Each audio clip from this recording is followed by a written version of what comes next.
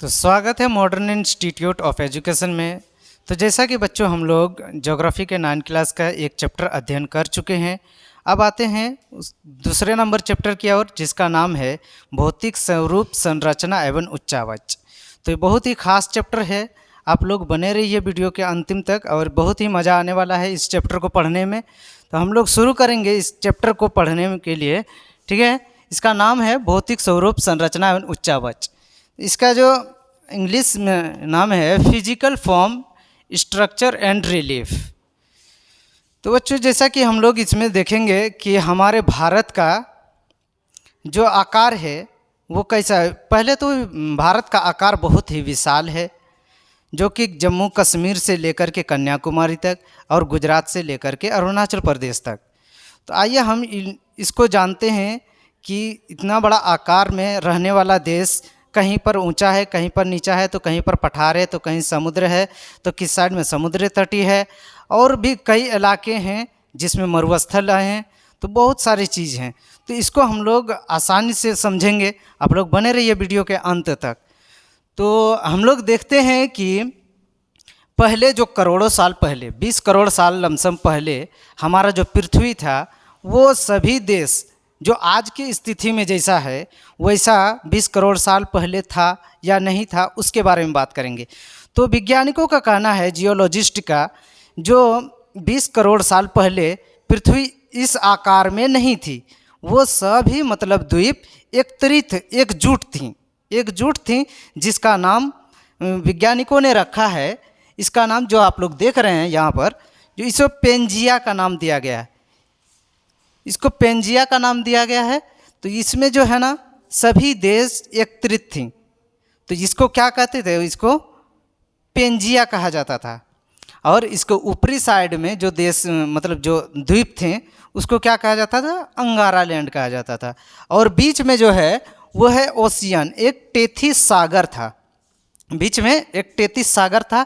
इसमें lump sum 6 plate में बटा हुआ था। ऊपर में 6 प्लेट में बटा हुआ था और नीचे में जो था वो 9 प्लेटों में बटा हुआ था। 9 प्लेटों में बटा हुआ था।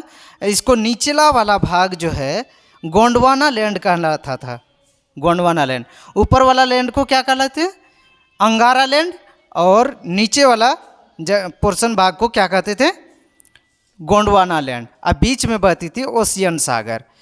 तो वैज्ञानिकों के माने तो ये देश जो है वो धीरे धीरे मतलब विभाजित होकर, ये द्वीपों से विभाजित होकर, इसी में क्या था, अमेरिका था, दक्षिण America, south Africa, Australia, New Zealand, जो भी देश हैं यहाँ से विभाजित धीरे धीरे होते हैं। और जो हमारा देश है जो भारत, तो वो धीरे धीरे आकर के ये जो हमारा भारत है इस पोर्शन में, जो इसमें बताया है क्या कि करोड़ों साल पहले भारत गोंडवाना लैंड का एक भाग था, किताब में दिया हुआ है। तो इसको जो है ना ये धीरे धीरे कहाँ जाकर टकराया, यूरेशियन प्लेट में जाकर टकराया। यूरेशियन प्लेट में जाकर जो टकराया तो उसके कारण बहुत सारा हलचल उत्पन्न हुआ। वहाँ टकराने के बाद किसका उत्पत्ति हुआ, हिमालय जैसे पर्वत श्रेणी का उत्पन्न हुआ।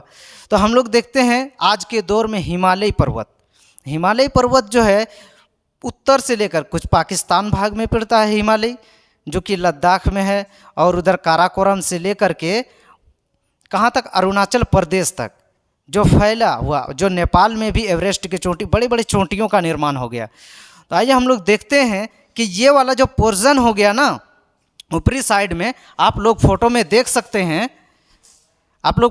सकते हैं कि ये जो है ना अर्धवृत्त टाइप का जो बन गया, इसको क्या कहते हैं, ये पश्चिम उत्तर से लेकर के पूरब उत्तर तक 2500 किलोमीटर तक फैला हुआ है। उसके बाद आइए देखते हैं कि एक वैज्ञानिक था जिसका नाम था प्लेट विवर्तनिक का सिद्धांत। तो जिसने दिया था वो थ्योरी को भी हम लोग लिख दिए हैं, जियोलॉजिस्ट के जो मानना था कि प्लेट विवर्तनिक सिद्धांत, ये प्लेट है ना, ये खिसकने का सिद्धांत एक लगाया कि इस सिद्धांत के अनुसार संपूर्ण भूपरपट्टी कई प्लेटों में विभाजित थी, ठीक है। उसके बाद इसको प्लेट टेक्टोनिक शब्द का प्रयोग शब्द का प्रयोग तुजो विल्सन ने 1965 ईस्वी में किया था। इसके अनुसार ऊपरी 6 परपट्टी और निचली 9 प्लेट स्थित थीं। और आज के दौर में अगर देखें तो अभी जो हम लोग वास्तविक स्थिति में देखते हैं तो इंडिया किस साइड में है, अभी एशिया में पड़ता है और पूरा वहाँ जो हिमालय का श्रेणी बना हुआ है। अब आइए हम देखते हैं कि ये जो हमारे भारत का जो संपूर्ण क्षेत्रफल है वो किस भाग में कितना % होगा।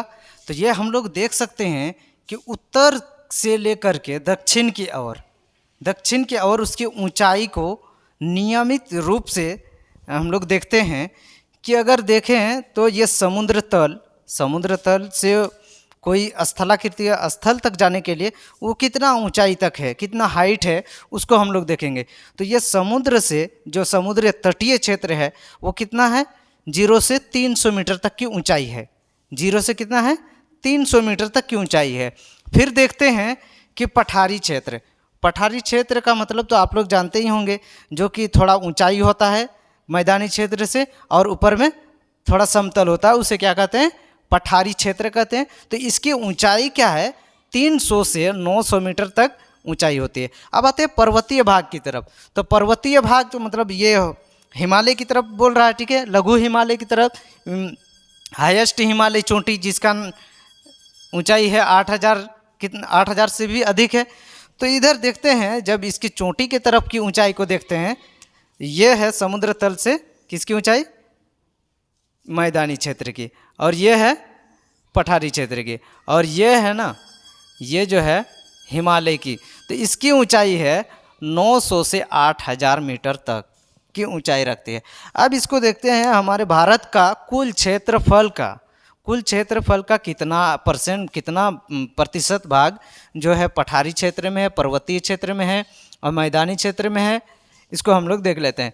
तो पर्वतीय भाग का 11% यानी कि 11% भाग है कुल क्षेत्रफल का, ठीक है। उसके बाद पहाड़ी क्षेत्र, जो पहाड़ हम बोले तो पर्वत का मतलब तो बड़े बड़े पहाड़ हो गए। यह लघु हिमालय, उससे मीडियम तौर पर जो पहाड़ है जो हरा भरा हुआ है उसको पहाड़ क्षेत्र बोलते हैं। तो ये है 18%, ठीक है। उसके बाद पठारी क्षेत्र की बात करें तो पठारी क्षेत्र है 28%, जो 28% है। और मैदानी क्षेत्र जिसमें हम लोग ज़्यादातर खेतीबाड़ी हो या हम लोग जिसमें रहते हैं उसको क्या कहते हैं, मैदानी क्षेत्र कहते हैं। तो ये है 43% यानी 43%। तो आइए हम लोग आगे देखते हैं कि ये जो हम यूरेशियन प्लेट से जो भारत टकराने के बाद अब उसमें क्या क्या हिमालय की घाटियों के बारे में हम लोग जानेंगे, जो कि बहुत तरह की मतलब घाटियाँ बन गई, भी आकार की बन गई, जिसमें गोर्ज भी बने, दर्रे भी बन गए। तो उसको भी हम लोग देखते हैं।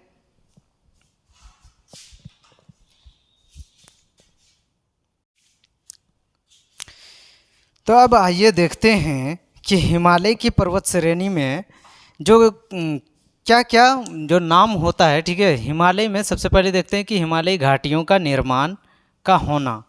तो निर्माण जो हुआ, घाटियों का निर्माण, ये भी आकार का है, जो आप लोग फोटो में भी देख सकते हैं।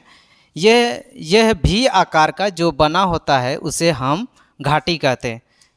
जो दो पहाड़ों के बीच जो होता है ना, इस पोर्शन में जिसको जो दोनों साइड पहाड़ हो, बीच में खाली हो, भी आकार का बना हो, उसे क्या कहते हैं, घाटी कहते हैं।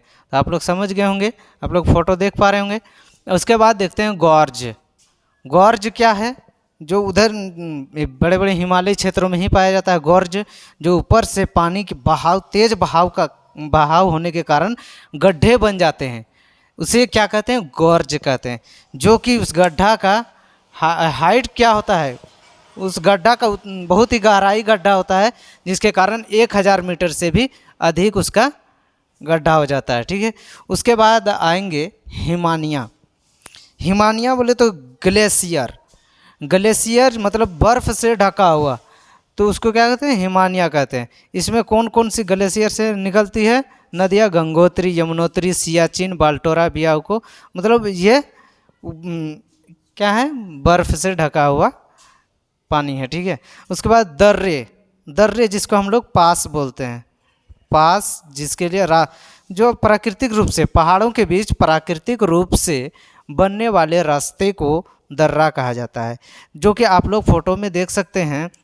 जो साइड साइड में रास्ता पास बना हुआ होता है और इसके बाद कुछ लोगों के सहूलियत के लिए जाने के लिए वो अच्छा कर देते हैं, उस रास्ते को बनाते हैं, ठीक है, जो पहाड़ों के साइड साइड होकर जाती है रास्ते।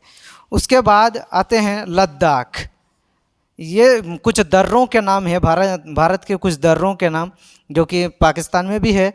यह काराकोरम हाईवे आप लोग सुने होंगे, काराकोरम पाकिस्तान में पड़ता है। उसके बाद जम्मू कश्मीर का देखें तो अगर दर्रों की बात करें तो बनिहाल, पीरपंजाल, जोजिला, उसके बाद बुर्जिला और इत्यादि है। उसके बाद हिमाचल प्रदेश के अगर दर्रों की बात करें तो बड़ा लापचाला, शिपकीला, रोहतांग। जो रोहतांग हम बताएं, ये आज के दौर में एक टनल बन रहा है, रोहतांग टनल जिसका नाम है, तो ये भी आप लोग ध्यान में रखिएगा। उसके बाद है उत्तराखंड में भी दर्रे हैं। किस साइड में? ये नॉर्थ ईस्ट स्टेट है उत्तराखंड, नहीं ये है सिक्किम है, नॉर्थ ईस्ट साइड। ये उत्तराखंड है जिसका राजधानी देहरादून है।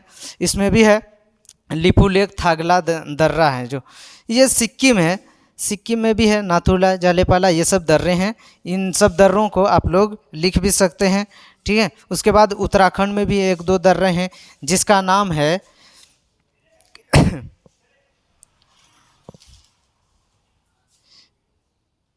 जिसका नाम था दिहांग लेखा पानी, जो कि हम यहाँ पर लिख दे रहे हैं, अरुणाचल प्रदेश,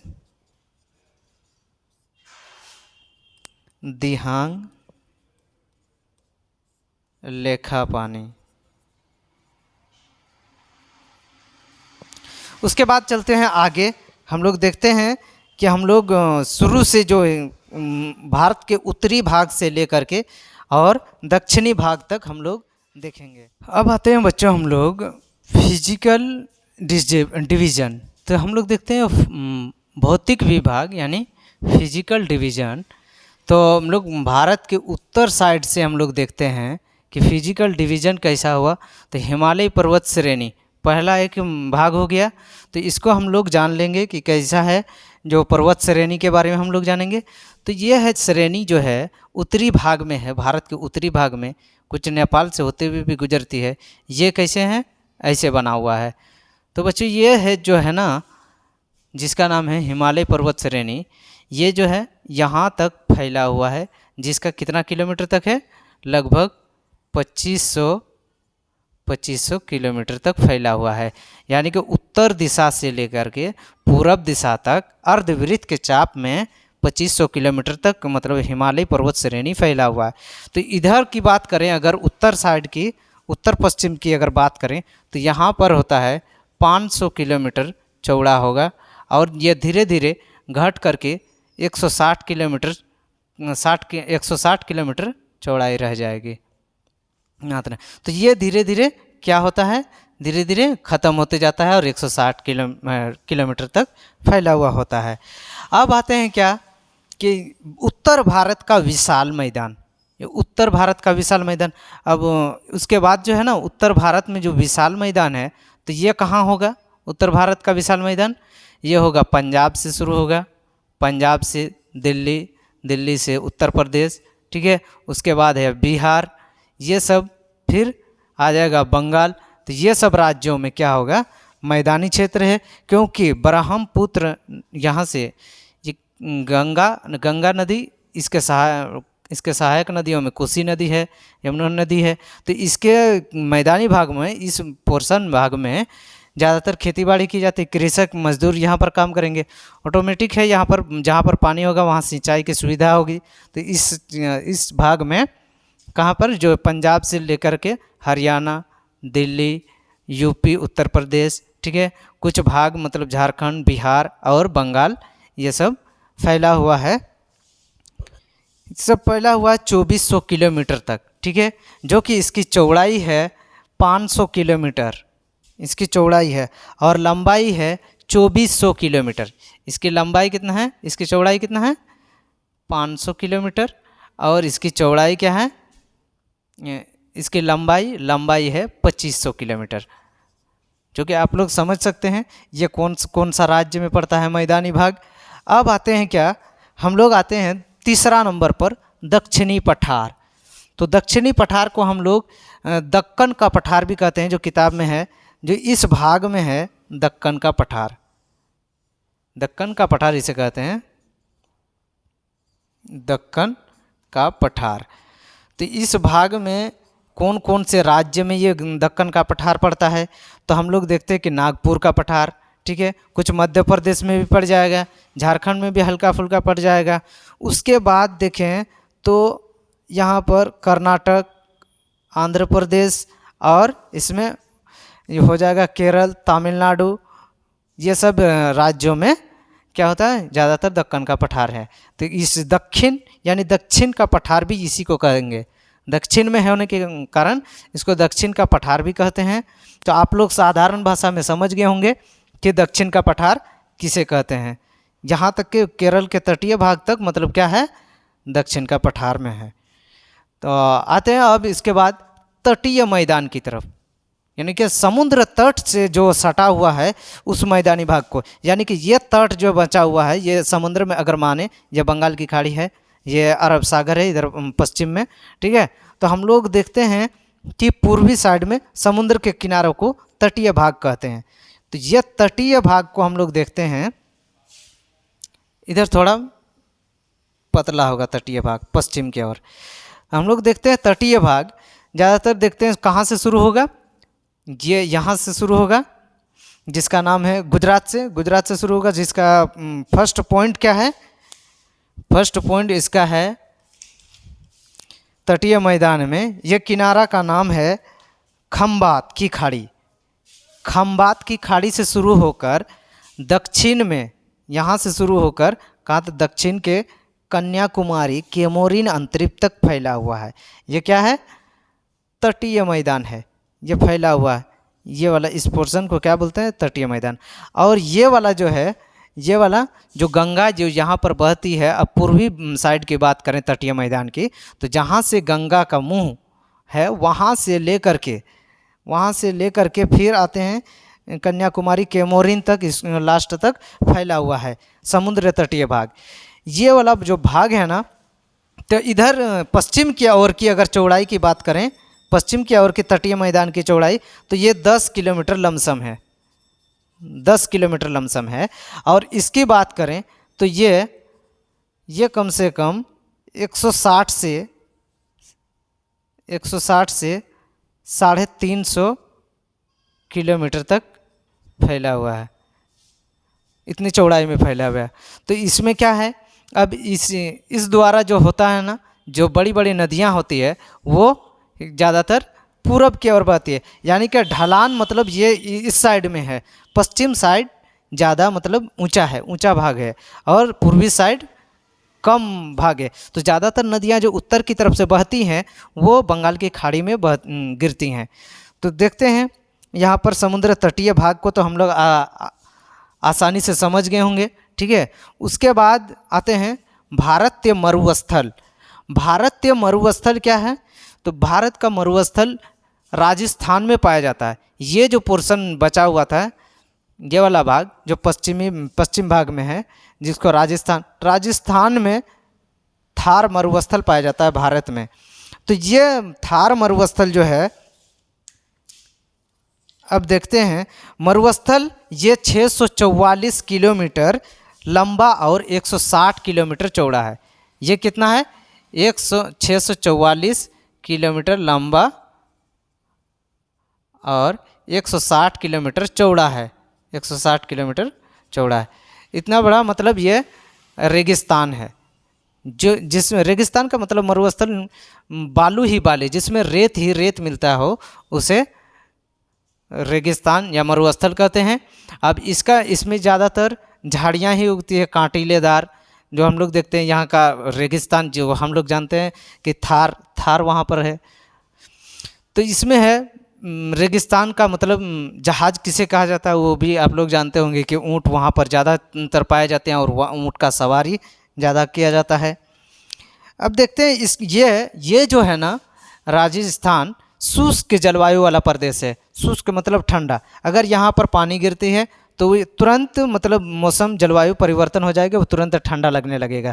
क्योंकि और गर्मी भी पड़ेगी तो बहुत अधिक गर्मी लगने लगता है, क्योंकि बालू के गर्म होने की वजह से वहाँ पर भाप बनना स्टार्ट हो जाता है, ताप होता है, ताप बनता है। उसके बाद देखते हैं हम लोग, इसको तो साधारण भाषा में समझ गए, ठीक है। यहाँ पर 16 सेंटीमीटर 15 सेंटीमीटर तक की वर्षा होती है। तो आइए हम लोग देखते हैं भारतीय मरुस्थल को तो हम लोग जान लिए। अब आते हैं द्वीप समूह के बारे में। द्वीप समूह को यानी कि द्वीप उसको कहते हैं जो समुद्री आइलैंड जो होता है। तो भारतीय मतलब समुद्र में, तटीय क्षेत्र में देखते हैं कि कितना आइलैंड है, उसको हम लोग जाने। तो अब हम बात करते हैं भारत के द्वीप समूह। द्वीप समूह तो आप लोग समझ गए हैं, आइलैंड को कहते हैं। तो द्वीप समूह में क्या होता है बच्चों कि अब आते हैं दोनों साइड, ये बंगाल की खाड़ी में द्वीप समूह होंगे, और इसमें जो भारत के अंतर्गत जो द्वीप आएंगे वो अपने सीमा के अंतर्गत आएंगे। तो हम लोग देख लेते हैं कि भारत में कुल 1256 द्वीप हैं। 1256 द्वीप टोटल में है।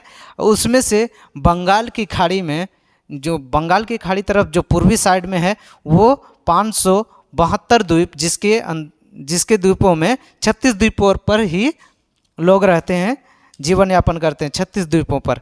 अब आते हैं इसके तरफ, अरब सागर की तरफ। तो अरब सागर की तरफ देखें तो अरब सागर में 47 द्वीप हैं, 47 द्वीप हैं। और ये इसके तरफ क्या पड़ता है, ये लक्षद्वीप पड़ता है इधर अरब सागर में, और इधर पड़ता है अंडमान और निकोबार। अंडमान और निकोबार ये एक बार 2004 में आई सुनामी के अंतर्गत, ये एक इंदिरा पॉइंट था इसके दक्षिणी छोर पर, वो क्या हुआ था, उस सुनामी के अंतर्गत वो डूब गया था, जो कि अभी धीरे धीरे वो अस्तित्व में आ रहा है, जो पहले के जैसा ही अस्तित्व में आ रहा है। तो हम लोग देखते हैं कि इतना सारा द्वीप है भारत के अंतर्गत। कितना द्वीप है, 1256। ये अरब सागर में कितने द्वीप हैं, 47। और इधर बंगाल की खाड़ी में कितने द्वीप हैं, 572 द्वीप हैं। जो कि अब देखते हैं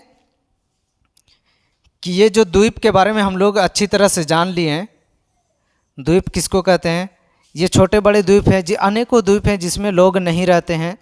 तो आई होप कि आज के लिए बस इतना ही। मैं उम्मीद करता हूँ कि आप लोग समझ गए होंगे। आप लोग अगर समझ गए होंगे तो लाइक कीजिए, कमेंट कीजिए, शेयर कीजिएगा, और ज़्यादा से ज़्यादा कमेंट सेक्शन में ज़रूर बताइएगा। थैंक यू, शुक्रिया, धन्यवाद।